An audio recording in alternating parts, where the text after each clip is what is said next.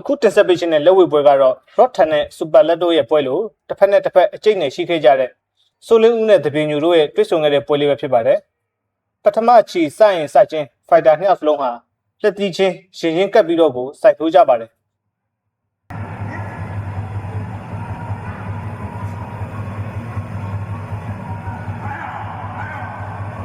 တပင်ညူကလက်သွေးထက်နှုံပုံများပေမဲ့ဆိုလင်းဦးကတော့လက်သီးပါဝါပိုသားပါတယ်ပထမချီကတော့တပင်ညိုရဲ့အချီလို့ပြောရအောင်တပင်ညိုကဥဆောင်ပြီးထိုးနေပါတယ်ဆိုလင်းဦးစီကလည်းပင့်လက်သီးတွေကတက်ပြန်လာပါတယ်မြောက်စလုံးကမာဂုံမြင့်လက်ဝဲသမားတွေဖြစ်တာကြောင့်သူတစ်ချက်ကိုတစ်ချက်နဲ့စိုင်ထိုးပြန်ထိုးနေပါတော့တယ်ပထမချီကတော့တပင်ညိုဘက်ကအနှဲငယ်အစီထိုးနိုင်ခဲ့တဲ့အချီလို့ပဲသတ်မှတ်ရမှာပါ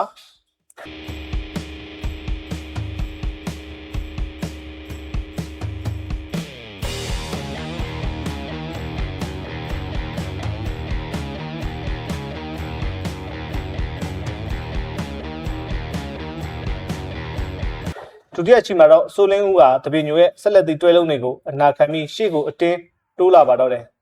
တပင်ညိုရဲ့လက်သီးချက်တွေဆိုလင်းဦးရဲ့မျက်နှာပေါ်ကိုတောက်လျှောက်ကျနေပေမဲ့ဆိုလင်းဦးကတော့အတင်းတိုးဝင်လာပြီးတပင်ညိုကိုအနိကချုပ်တူးတွေနဲ့တိုက်ပါတော့တယ်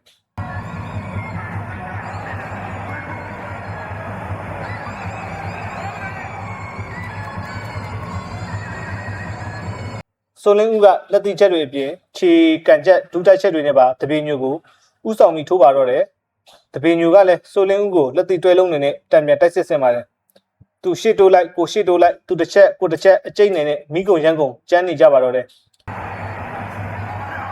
မာကုံနဲ့တက်လုံးမှာဆိုလင်းဦးကနေလူဖြစ်လို့ပူတာခဲ့တယ်လို့လက်သီးပါဝါနဲ့တက်လုံးမှာလည်းဆိုလင်းဦးကပူတာလို့တဖြည်းဖြည်းနဲ့တပင်ညိုနောက်ဆုတ်ရင်းနဲ့ဆုတ်လာရပါတော့တယ်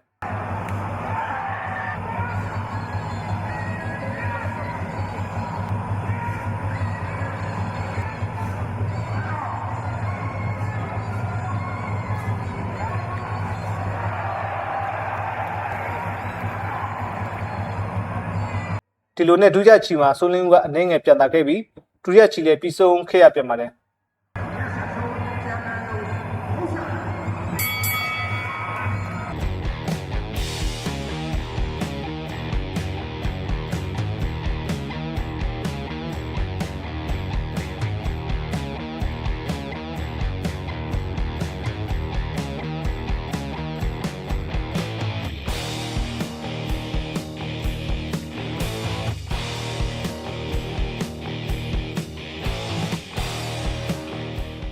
တတိယချီမှာတော့ဆိုလင်းဦးကညာဘက်မျက်ခုံးနဲ့ကွဲသွားပြီးသွေးတွေစီးကျလာပေမဲ့စီးကျလာတဲ့သွေးတွေကိုလက်နဲ့တုပ်ပြီးတပင်ညိုကိုမနာတမ်းဖိအားပေးလိုက်ထိုးနေပါတော့တယ်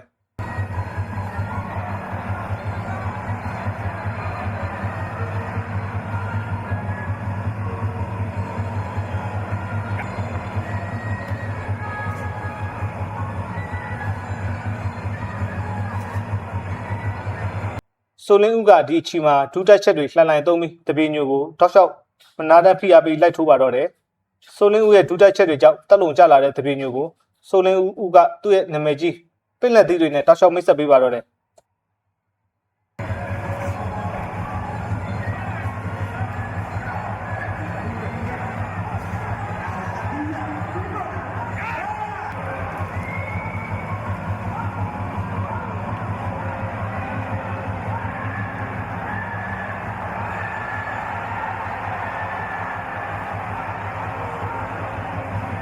ဆိုလင်းဦးရဲ့ဒူးတိုက်ချက်ရဲ့ခေါင်းတိုက်ချက်ရဲ့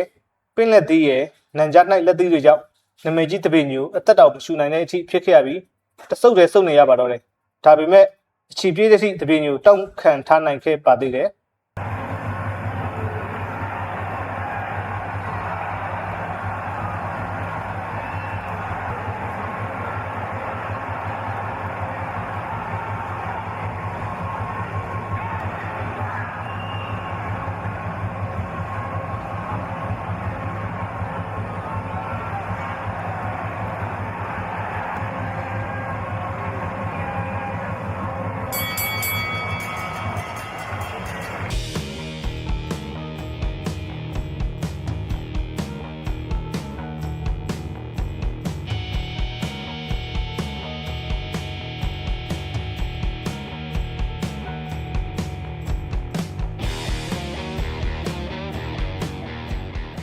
လေးချီမြောက်မှာတော့စိုးလင်းဦးကတပည့်ညိုကိုဖိအားပေးပြီးလိုက်လံထိုးတဲ့ဆိုပေမဲ့သူကိုယ်တိုင်လည်းတက်လုံအနေငယ်ကြလာပါတယ်။ဒါကြောင့်တပည့်ညိုကိုသူလိုက်ထိုးသလိုသူလည်းတက်လုံကြလာလို့ဂတ်သိမ့်မလုံတော့လို့တပည့်ညိုထိုးချက်တွေလည်းသူ့ကိုပြန်ထိပါတယ်။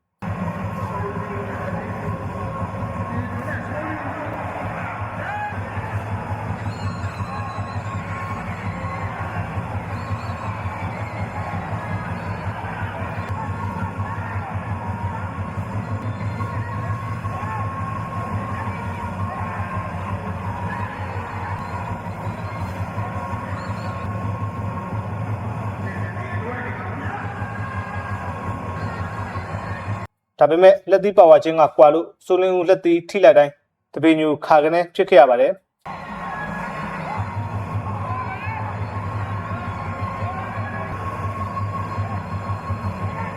ဒီပွဲမှာစိုးလင်းဦးအနေနဲ့ဒုတက်ချက်တွေကိုအရှံအပယ်သုံးလာတာတွေ့ရပါတယ်စိုးလင်းဦးရဲ့လက်သီးချက်ပေါင်းများစွာဒုတက်ချက်ပေါင်းများစွာဟာတပည့်ညိုကိုတီချီမှာအတော်လေးအထိနာအောင်လုပ်နိုင်ခဲ့ပေမဲ့လင်းချဖို့အထိမတက်နိုင်ခဲ့တာကြောင့်လေးချီမြောက်ကလည်းပြီးဆုံးလို့သွားခဲ့ရပြန်ပါတယ်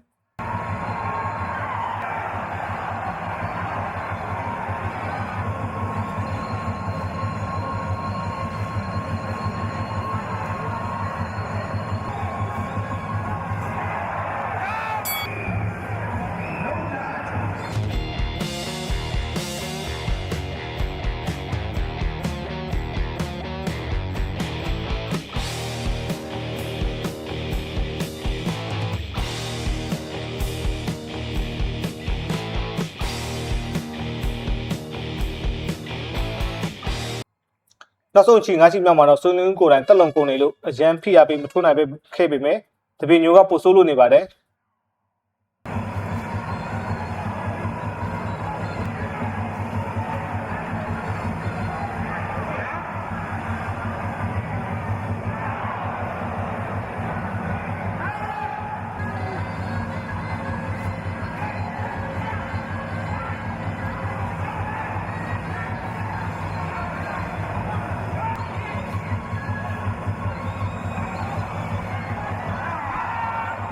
လေးချီလုံးစိုးလင်းဦးရဲ့လက်သီးချက်တွေတူတက်ချက်တွေခံထားရတဲ့တပည့်ညိုကလက်တောင်သိမ့်မမြောက်နိုင်တော့ပဲစိုးလင်းဦးထိုးသမျှပေခံနေရပါတယ်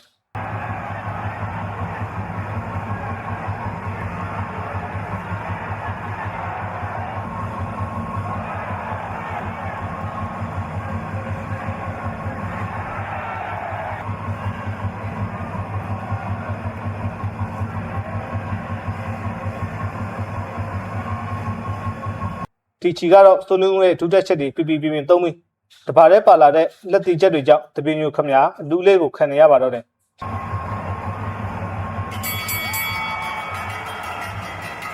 နောက်ဆုံးမှာတော့စိုးလင်းဦးရဲ့ဒုတက်ချက်ပေါင်းများစွာကိုအလူလေးခဲရပြီးလဲထုံးမခံထိအောင်တောင့်ခံထားနိုင်လို့တပည့်ညိုခမခက်ခဲရယူထားတဲ့တေရက်လက်နဲ့ကျင်းနဲ့လိုက်ရပါတော့တယ်